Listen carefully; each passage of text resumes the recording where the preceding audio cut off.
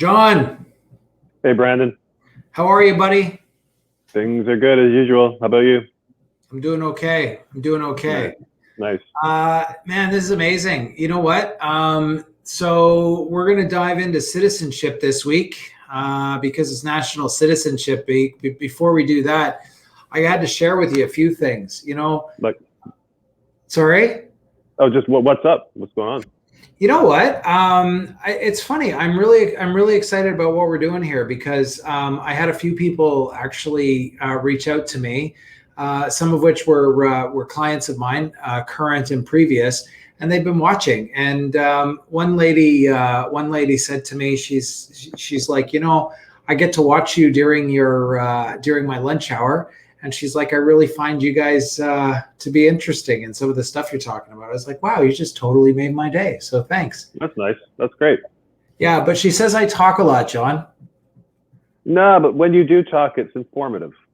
Oh, yeah. Well, we'll go with that. So let's dive in here. John, why don't you introduce yourself? Because I'm sure everybody wants to know about John Laroni. Sure. My name is John Laroni. I am based out in Surrey, BC, suburb of Vancouver. I run Gateway Pacific Immigration Limited. If you're curious, it's gatewaypacific.ca. I've been doing this for my 17th year now, and I practice basically in all areas, with the exception of things like refugee or humanitarian compassionate stuff. I don't have a lot of experience in that, so I don't really practice those areas. Economic class, family class, lots of temporary entry like work permits and study permits, kind of my forte. So yeah, that's it in a nutshell. Awesome. Awesome. So I'll do the same thing. So my name is Brennan Miller. I'm in Toronto, Canada. So I'm on the other side of the country. I've operated for the last 10 years, Maple Immigration Services, and recently John and I, amongst some other colleagues, we've come together for a little project we call Second Passport. So more than a little project, it's actually an aggressive way to reinvent a lot of the way that immigration's done. And the idea is that we're empowering people with the knowledge to be able to chart their own journey. It's all based on a system that was put together, basically the immigration success system, and based on a book that was done on the 8 steps to be able to immigrate and settle in Canada. So that's that. One thing I do want to say, though, is you'll notice on the screen that we do have a 5-day immigration blueprint challenge, which is starting on July 19th. If you're interested, down in the ticker below, you can go check it out there. But without further ado, let's dive into Citizenship Week. Happy Citizenship Week, John. Happy Citizenship Week. So this week started out with the immigration minister sending out an announcement, Happy Citizenship Week. And I'll tell you, I actually, I read the announcements and a lot of it's like, fluff. But I really actually enjoyed part of the announcement that came out. And I should actually pull that up here. But while I do that, why don't we just kind of dive into citizenship? Let's dive into the benefits of it. And I'll pull up the announcement while you're doing that. So what's the benefits of Canadian citizenship, John? Well, let's identify it first as sort of the end goal for a lot of people who want to immigrate to Canada, right? Yeah. You get your work permit, your study permit, or you get permanent residence immediately. But for most of our clients, I'd say the overwhelming majority of our clients, it is the ultimate end goal, right? You want to get citizenship. Benefits of citizenship. Well, if you have a Canadian passport, which you can apply for, if you have Canadian citizenship, you have visa-free travel to, I'd say, the majority of nations around the world. You know what, John? I know the answer to that. Oh, well, it's 168. Wow. And I think there's 200 countries in the world, or 205 countries in the world, I think. So the majority, right? Yeah. So visa-free travel. Brandon and I were talking recently about how in some jurisdictions that a Canadian passport can garner you a higher salary if you're working in that region, especially of the Gulf states. Also, if you have a Canadian citizenship, you have access to about 5 or 6, at least, different free trade agreements with other countries. NAFTA being the big one, the ability to work in the United States and Mexico, within certain parameters. Canada has a free trade agreement with the European Union, has the comprehensive trade agreement with 11 Asian countries.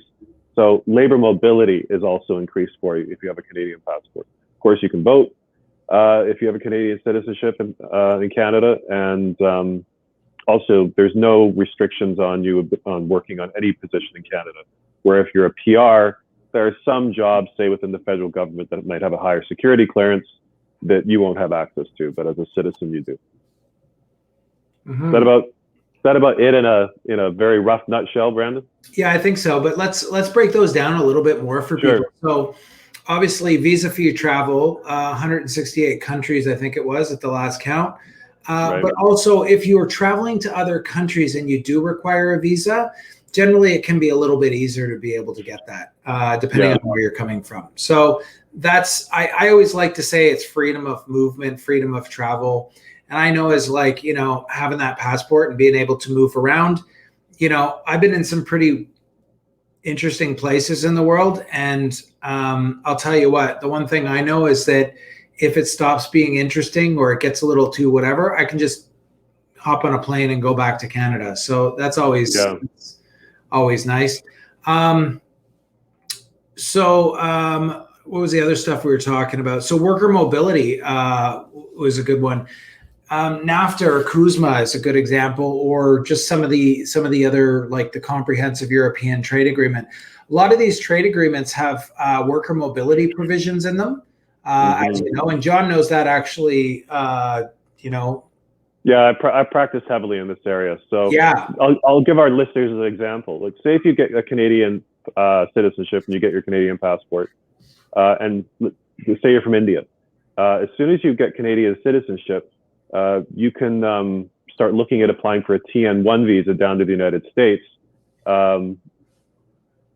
Say if you get a job as a software programmer in Silicon Valley, the process of you being able to go and work down in the United States is simplified, to say the least. Yeah, simplified. 1,000%. 1,000%. Now, the other thing is, of course, if you apply for Canadian citizenship and you get it, Canada has no requirements that you give up your old citizenship, your current citizenship. Canada allows dual, triple, quadruple citizenships. I've had clients through, descendancy and marriage and everything come with me, and they've already got 2 or 3 passports. Canada's going to be number 4. What's the most you've had? 4. Yeah, I got a guy right now. He's working on his 4th. He'll have Canada, and it'll be his 4th. Yeah. Yeah, I had clients. A British person married a Dutch person. They immigrated to Australia.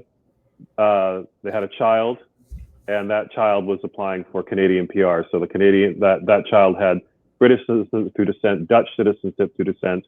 Because she was born in Australia, she got Australian citizenship, and then she was coming for number 4. I called her the great passport collector.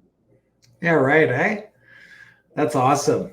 Oh, let me just check what I'm going to use. But no, that's cool. So worker mobility is a really good thing, and I think that a lot of people, especially if they're coming in from the United States, like, we always talk about these H-1B guys that are sitting in limbo. It's another way to carve it up where you can actually, come to Canada, get your passport, and then go back to the States on, another H-1B, but through NAFTA. You don't actually have to do that, and then you can do what you want in that respect. So, so that's cool. We got right to jobs. We talked about that. Political rights. Obviously, you can run and you can be prime minister if you want. But you can run for office, right? Come on. And Canadian citizenship, with some minor exceptions, can never be taken away from you. Like, for example, if you become a permanent resident and soon thereafter you split to go back home for a great job or family or whatever, you have to leave Canada. You got this whole thing hanging over your head after that of, am I going to keep my PR? What's going on? You're a citizen. You can leave and return 10, 25, 30 years later. You're still a citizen.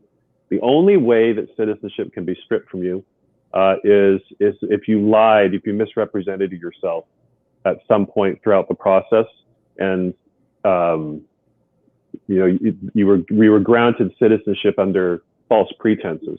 There was a case here in Canada about it's still ongoing, but there was a case here in the news, and it was in the news about 5 years ago, of a consultant in Vancouver who set up shop falsifying permanent resident records for a whole pile of applicants from China. Anyways, he got caught, fined, arrested. The whole thing was unraveled. And all the people who went through his office and lied about their residency are now slowly having to go through the process of fighting to not have their citizenship taken away from them. So that's an extreme case, but for the most part, it can't be taken away from you. You know what? Speaking of that, I remember that case. And, guys, if you're going through and you're looking to kind of short circuit or actually fraudulently go at something, I really want you to. Don't do it. The governments, they're slow, but they're not stupid. They know exactly what's going on. And so they're slow because they have to build their investigation, and that takes years, right? But it's funny because I was speaking with somebody about this, and you know how people get caught is it's always the same template, right? Like people will send in the same letters, even right down to the same envelope, right? And they collect all this stuff, and then the officers will see the same stuff, and they'll see it, and then they'll flag it, and they'll be like that. And then it's easy because then you get the source, and then you just follow all the people. And so then they go through their files, and then they find everybody. So really what you've done is you've paid somebody to break the law for you, and you've left you this big wide open gap for you. And there is, I believe there's no statute of limitations in terms of fraud on citizenships either. I think that no, they're still throwing 99-year-old Nazis out of the country for lying on their citizenship applications over half a century ago. Yeah. So, that's coming to an end because of age. But, there was even a case, Brandon, you may remember this, in I think it was in Montreal, where CBSA said, there seems to be 178 people living in this one house for the purposes of residency. Maybe we should take a look. Right. Yeah, that's a big house.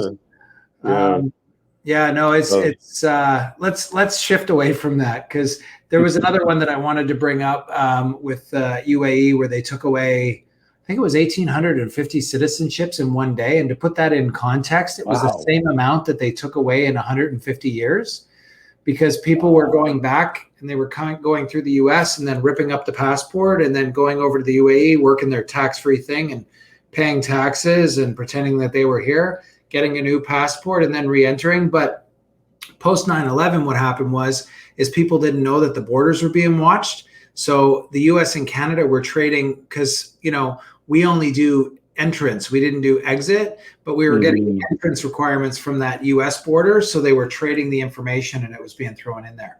All right. But anyways, let's shift away from that. One thing I do want to say though, guys, is I know that there's a few people that are watching live here. If you have any questions either about citizenship or anything else, please feel free to put them in the chat, because we would love to answer them. And I want to give a shout out to a few people that have, Donna, if she liked our thing or loved us, Donna loved us. So that's great. And Ronald and obviously Mara said hi and everything. So that's nice. But if anybody has any questions, please feel free to put them in there, and we'll be sure to answer them. We're pretty fluent, but fluid. We're fluid. Okay, so I think we've covered the benefits and stuff, but let's talk about a few different things here. So we talked about the multiple citizenship. We talked about the different things there. What about temporary to PR to citizen? So but let's talk about the process a bit, of how to get there, right? Yeah. So again, we're going back to what Brandon says, everybody, is that this is all part of the plan. So, if not everybody who comes to Canada as a temporary resident eventually wants to get citizenship, we understand that. They may come as a young person just to do a couple of years of Canada, and then they're going to go home. But for a lot of people, they come to Canada on a study permit or a work permit, and they know, I want citizenship. That's my ultimate goal. So if that is your ultimate goal, the planning process has to take place. So you come to Canada, let's say for someone who is here on a study permit or a work permit, they haven't gotten PR directly. They're going to work or study and work for, what'd you say, Brandon? On average, it's about 3 to 4 years, maybe 5 years. And then, or even earlier, maybe a little bit less. And then they get permanent residence. The one good thing about doing it that way is that when it comes time to applying for citizenship, any time that you've spent in Canada on temporary status, on a study permit or a work permit, you can count a half day of credit for every day that you're here, up to a maximum of 1 year. So when it comes time to applying for citizenship, which requires 3 years of being physically in the country, you can claim a year already with the time that you're here on a study or work permit. So that's also a good part of the plan, because then you can think in your mind, oh, I can be a citizen after I become a PR in 2 years instead of having to wait 3. And then, you can start thinking about, look, I am that software engineer from India. My dream really is to, go down to Silicon Valley and make some money for a couple of years, get some more experience and some connections. You can plan that out in that time frame instead of having to wait that extra year. And that can be important if, considering what kind of training you want to put yourself through in that time frame, things like that. This is what I do in the blueprint, John. This is exactly what I do, is I literally take people from like, here you are today to here's your passport. And then it's like, okay, I'm going to come as a student. So I've got 2 years, and then I'm going to work for a year. And then I've got maybe a year of processing for my PR.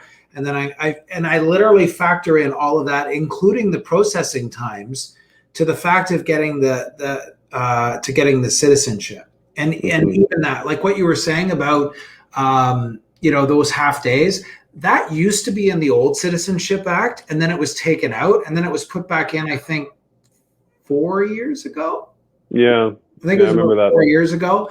They brought it back in, which is great because you've actually been physically present, which is huge. If you're physically present in Canada, you're already here. You can have that thing in 2 years, which is great. The other thing is too, is I've discovered in my time in this industry, is there's always a percentage of people who have the misconception that once you become a permanent resident, your pathway to citizenship is like that much. Oh, it's just, it's going to come whipping through the system and your passport's going to be couriered to you, maybe a few weeks later. No. Or some people believe that there's no reason or there's no impetus to apply for PR, that there is somehow a pathway directly from temporary status to citizenship, or you can just apply directly for citizenship without becoming a permanent resident first. These are things that you need to be dispelled, especially if you, again, as Brandon says, have a long-term plan to fulfill, and citizenship is part of that. Yeah, it's all about the plan, man. It's all about the plan. Yeah.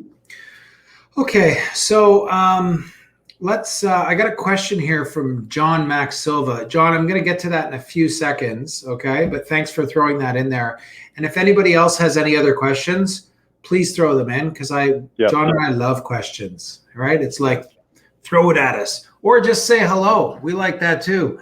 But listen, the other thing that I wanted to say about that as well is you were talking about that, and I'm going to quote one of my clients. I had this Brazilian client a couple of years ago, and we were talking about citizenship. And I said, listen, I always make the same joke. I'm like, now wait, if you're going to murder somebody, wait until you're a citizen, right? Because then they can't deport you afterwards, right? Yeah. You know what? We should actually talk about that on Thursday. We should talk a little bit more about some of the things when things go wrong with that, keeping in line with the citizenship. I think we should, let's dive into that. We'll make a note. Make a note. But it's funny. He articulated it really well. And I'm like, man, that's awesome. I'm going to quote you on that. A lot of people, the word permanent residency is a bit of a misnomer, because it's actually, like he said, he's like, oh, I'm a permanent resident, but I'm a permanent guest. And I was like, man, I'm going to quote you on that. And I really am, because it's so true. Because a lot of people, they hear the word permanent, but you're not really permanent. You're a permanent guest. And this is where it confuses a lot of people. Remind me about that with that old Italian lady on Thursday. Ask me about that, okay? Because that's a great story because of that. But you're not permanent. Like you will. You're a guest, right? You have no right of entry. You have no right of this, but whatever, right? So that's what a lot of people don't understand. They're like, "Yeah, I got my permanent residence. I'm permanent." I'm like, "No, you're not. You're kind of permanent." But anyway, They should really call it semi-permanent residence. Yeah, put some more confusion, put some more layers on that cake. Okay, let's dive into John's question. John Max Silva. Okay, I love this question because it's a little bit more analysis here. So, hello guys, always good to hear from you. Thanks, John. I was one of the students who unfortunately couldn't submit on time its application for TR to PR. Yeah, that thing got filled in 26 hours. Yeah, it was nuts. I still have a chance. From your experience, do you think the government will provide more spots for students? Thanks for your comments. Okay, I have some comments on that. Do you have comments, John? Brief, but the minister, thanks, John Max. The minister did sort of mutter something the other day that he's thinking about throwing some more spots open. So to answer that part of your question, maybe. Do you have chances? For sure. You still have, especially a post-graduation work permit or other work authorization in Canada. As long as you can get a year of skilled work experience under your belt, you're looking like you'd be a good candidate for the Canadian Experience Club. So I heard something else as well. I heard a few things. So first off, out of the 90,000 people, and please don't quote me on this, but generally the number that they think will get through is about, they're banking on about 50, right? You got to understand too, John, there's some other people that, are taking some extra spots, for instance, like they're filing 2 applications, which is a little piggish of them, if you ask me, because they're taking away a spot for somebody else. But I don't judge it because, quite frankly, they got to do what they got to do to get their spot. But there's people that will give back the spots because there'll be 2 applications in play. There's also people that won't get through the quota or won't get through the initial stuff and we'll have to refile. We've seen this before with the parent-grandparent sponsorships where there was a quota where people didn't actually get in and they opened up more spots. So I would suggest that you get continue on with the assumption that there will be more spots in that. And I would also, just keep bolstering your application, because if you look at what happened with CEC, the last draw was 401. Right. So those numbers are still dropping and they still need the numbers. And I think that, there's going to be more spots for sure. Definitely. So what do you think, John? Yes. And I would also just add, John Max, that again, this is, as Brandon and I saying, this is crystal ball reading, going through the tea leaves. We can't be held to this because there's so many factors involved, politics and such.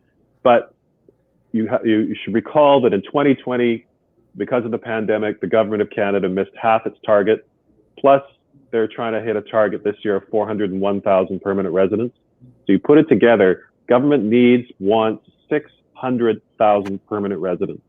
They are going to have to think creatively, and they're going to have to be understanding on raising caps if they want to meet that target. So on a sort of global look at your own situation, I think you're going to have opportunities.